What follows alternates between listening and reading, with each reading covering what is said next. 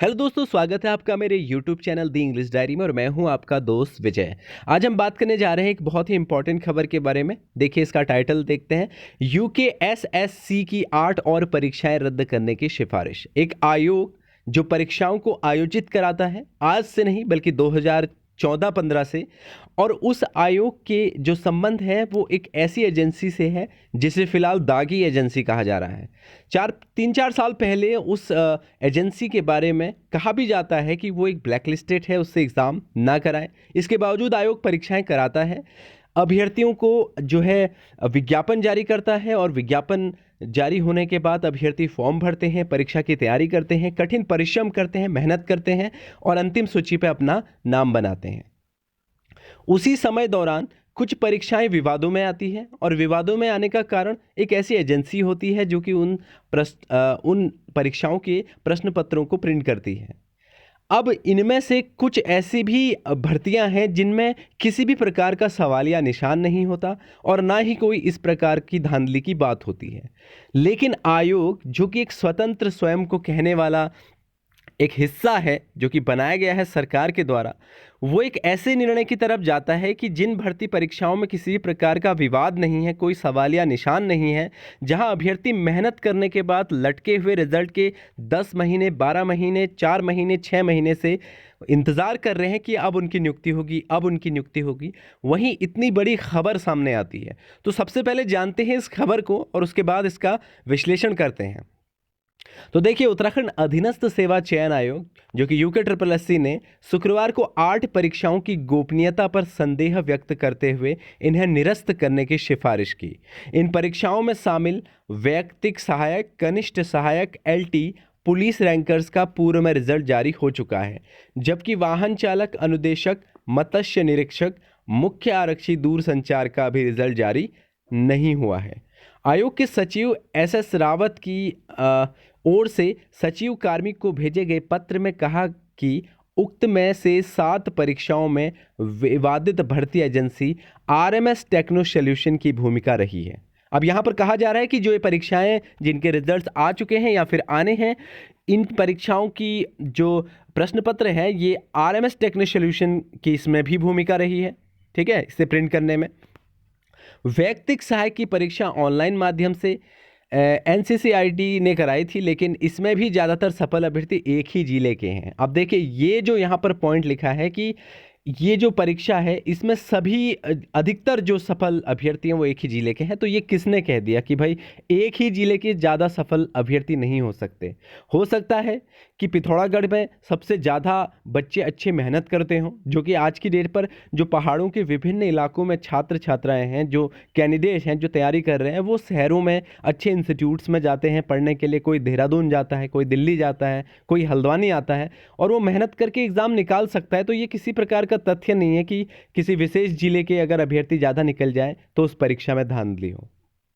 रावत ने पत्र में लिखा कि आरएमएस टेक्नो सॉल्यूशन के मालिक और कई कार्मिक पेपर लीक मामले को लेकर जेल में बंद हैं, इसलिए उक्त एजेंसी द्वारा कराई गई परीक्षा का परिणाम जारी करना हमेशा संदेह के घेरे में रहेगा। तो यहाँ पर एक और बात कही गई कि आरएमएस टेक्नो सॉल्यूशन के जो मालिक हैं, उसके जो कर्मचारी हैं, वो इस वक्त जेल में बंद हैं। तो इस प्रकार से जिस एजेंसी ने परीक्षा का पेपर तैयार किया है, मतलब प्रिंट किया है, तो ऐसे में रिजल्ट को जारी करना जो है वो संदेह के घेरे में रहेगा। अब सिंपल बात ये है कि अभ्यर्थी फॉर्म भरता है, वो परीक्षा देता है, आयोग विज्ञापन निकालता है, तो अभ्यर्थी को ये नहीं जानकारी भाई आप कहाँ से इस पेपर को प्रिंट करा रहे हो। उसे मतलब है कि आयोग एक परीक्षा करा रहा है, उसका एक सेंटर है, उस सेंटर पर जाके वो अपनी मेहनत जो कि वर्षों से करता है और पेपर देता है और पेपर निकालता है। तो इसमें उस अभ्यर्थी की क्या गलती है भाई?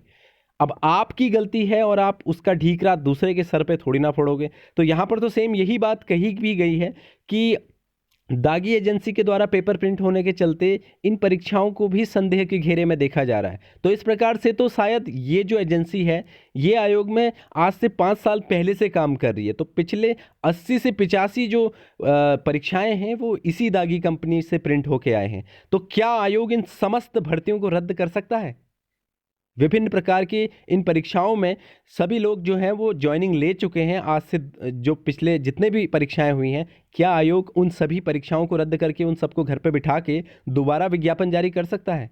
ये कहने की तो कोई बात ही नहीं है। आगे देखिए, आयोग ने विधानसभा की ओर से भी बिना परिणाम जारी किए ही आरएमएस की ओर से कराई गई भर्ती निरस्त किए जाने को देखते हुए इन परीक्षाओं को निरस्त करने की सिफारिश की है। अब जो विधानसभा का मामला है वो एक इंटरनल मामला है और इसको जोड़ा जा रहा है इन परीक्षाओं के साथ, जिसमें कि एकदम पूरे स्टेट लेवल पर एक अभ्यर्थी बैठकर उस परीक्षा को दिया है और उसे पास किया है। आयोग ने यह भी कहा कि यही यदि फिर भी शासन परिणाम जारी करने का निर्णय लेता है तो इसके लिए सफल अभ्यर्थियों का पिछला रिकॉर्ड देखा जाना चाहिए। अब जो आखिरी लाइन है आयोग की, ये भी एकदम बेतुकी सी है। इन्होंने कहा है कि अगर शासन ने आदेश दिया भी, अगर शासन अनुमति देता है कि इनको आगे बढ़ाओ, तो ये लोग जो है अभ्यर्थियों का पिछला रिकॉर्ड देखेंगे। अरे अगर पिछला ही रिकॉर्ड अच्छा होता तो आज इस परीक्षा पे बैठते क्यों? और सबसे बड़ी बात ये है, इनमें से एक भर्ती ऐसी भी है जो इन सभी भर्तियों से अलग है। वो भर्ती है एलटी की। देखिए, एलटी एक ऐसी भर्ती है जो कि स्पेसिफिक है, क्योंकि इसमें हर सब्जेक्ट का अपना एक पर्सनल सिलेबस होता है। और दूसरी बात यह है कि एक जनरल एग्ज़ाम और एक स्पेसिफिक एग्ज़ाम में डिफरेंस होता है। क्योंकि देखिए, यहाँ पर जिनके जो भी विषय रहते हैं वो विषयवार अपनी परीक्षा देते हैं, और उत्तराखंड के बाकी जो जनरल पेपर होते हैं उनमें विभिन्न प्रकार के प्रकरणों को पूछा जाता है। और सब्जेक्टिव एग्ज़ाम और साथ ही साथ दूसरे ये जनरल एग्ज़ाम में बहुत बड़ा अंतर है। हो सकता है कि एलटी परीक्षा का अभ्यर्थी जो तैयारी करा हो वो तो अपने सब्जेक्ट पे तैयारी करता हो, लेकिन उसने फॉर्म यूकेएसएससी के विभिन्न प्रकार के भर दिए हों ताकि बीच बीच में वो एक्सपीरियंस लेता रहे। तो हो सकता है वहाँ पर उसके मार्क्स कम आए, तो आप इस तरह से उसके इस एग्ज़ाम को उसके साथ कोरिलेट नहीं कर सकते। तो यहाँ पर आयोग के जो अध्यक्ष महोदय हैं, जो सचिव महोदय हैं, उन्होंने ये जो बातें यहाँ पर इन्होंने जो ये सरकार को भेजा है ये पत्र, इसमें इन्होंने बहुत सारी ऐसी बातें कही है जो डाइजेस्टेबल नहीं है, जिन्हें पचाया नहीं जा सकता। और रही बात ये कि जो एजेंसी इतने वर्षों से काम कर रही है, आज उसके बारे में आप ये बात कह रहे हो कि उसके जो कर्मचारी हैं वो इस वक्त जेल में बंद हैं, तो उसने जो भी परीक्षा कराई उसमें धांधली है। जबकि ऐसी भी परीक्षाएं हैं जिनमें कि सहायक अध्यापक एलटी की मैं बात करूंगा, इसमें अभी तक किसी भी प्रकार का कोई डाउट नहीं है, ना ही इसमें कोई धांधली की बात आई है, ना कोई ऐसा ठोस सबूत है। लेकिन इसके बावजूद क्यों आप इस भर्ती को रद्द करेंगे? और आप इस भर्ती को रद्द करने वाले होते कौन हैं? आपको कल ही इस गद्दी पे बिठाया और आपके ऐसे निर्णय हैं, तो भविष्य अगर देखा जाए आपके इस आयोग के साथ, तो वो बहुत ही अच्छा नहीं कहा जा सकता। अब मैं यहाँ पर आगे बात करूँगा कि देखिए 17 तारीख को जो है, 17 अक्टूबर को, जो कि मैं पहली वीडियोस में भी बता चुका हूं कि यहाँ पर एक महारैली का आयोजन हो रहा है सहायक अध्यापक एलटी द्वारा।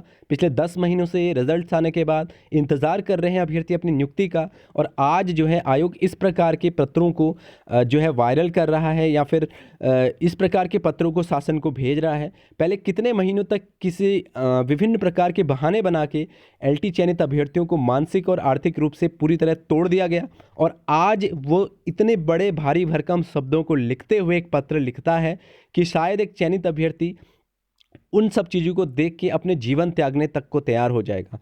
क्या इसकी जिम्मेदारी कौन लेगा? क्या सरकार लेगी? क्या आयोग लेगा? यदि कोई अभ्यर्थी ये सब चीज़ें देखकर फ्रस्ट्रेट होता है या किसी भी प्रकार का कोई गलत कदम उठाता है, क्योंकि वो पिछले 10 महीनों से इंतज़ार कर रहा है अपनी नियुक्ति का। सबसे पहले तो वो कोर्ट में जाता है, कोर्ट में 6-6 महीने उसको लटकना पड़ता है, उसके बाद वहाँ से निकलता है, बहुत सारा स्ट्रगल करता है, एक परीक्षा को पढ़ने में 4-5 साल की मेहनत करता है, निकालता है, फिर उसको कोर्ट ज़रूर जाना पड़ता है। कोर्ट जाने के बाद उसे अपने अधिकारों को मांगने के लिए विभिन्न वकीलों को मोटी फीस देकर अपने आप को साबित करना पड़ता है, जबकि वो अपने आप को साबित तो उस अंतिम सूची में कर चुका है।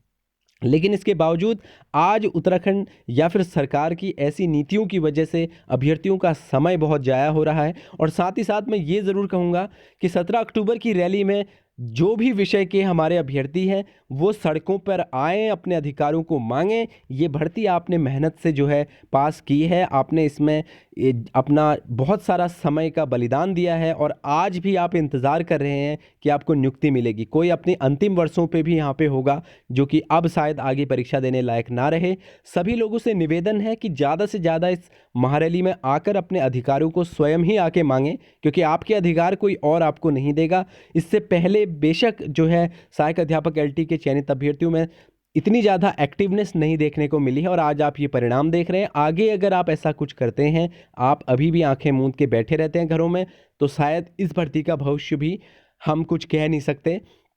तो इसीलिए मैं ये कहूँगा कि आप जितने भी अभ्यर्थी यहाँ पर आ सकते हैं वो आएँ और साथ ही साथ इस महारैली को सफल बनाएं, क्योंकि इस प्रकार से तानाशाही जो है उत्तराखंड में नहीं चलने देंगे और सभी लोग सामने आएं, मिलकर एक साथ अपने अपने विचारों को रखें सरकार के सामने और साथ ही साथ माननीय मुख्यमंत्री जी के सामने। तो फिलहाल इस वीडियो में इतना ही। बस एक ही बात याद रखिए कि एक ही नारा, एक ही सूक्ति, शीघ्र नियुक्ति, शीघ्र नियुक्ति। आपको नियुक्ति लेनी है क्योंकि आपने मेहनत करके इस परीक्षा को पास किया। इस परीक्षा के बारे में डिसीजन लेने का अधिकार हम किसी को नहीं देते, क्योंकि हमने इसे पास किया है। या तो आप इस भर्ती को फुल्ली प्रूव्ड करो कि ये किसी प्रकार की धांधली में शामिल है और या फिर आपको ये ज्वाइनिंग बहुत ही जल्दी देनी पड़ेगी। तो यही आपको अपने मन के अंदर सोचना है कि इस बार हमें जाना है और अपने अधिकार को लेके ही वापस आना है। तो फिलहाल इस वीडियो में इतना ही। Thank you so much for watching this video और प्लीज़ इसे ज़्यादा से ज़्यादा हमारे अभ्यर्थियों तक शेयर करें, क्योंकि खुद की बात को रखने के लिए दोस्तों खुद ही सामने आना पड़ता है। कोई दूसरा आपकी आवाज़ को कभी नहीं उठाता, बल्कि वो तो दबाना चाहता है। तो मिलते हैं अगली वीडियो में। तो thank you so much for watching this video.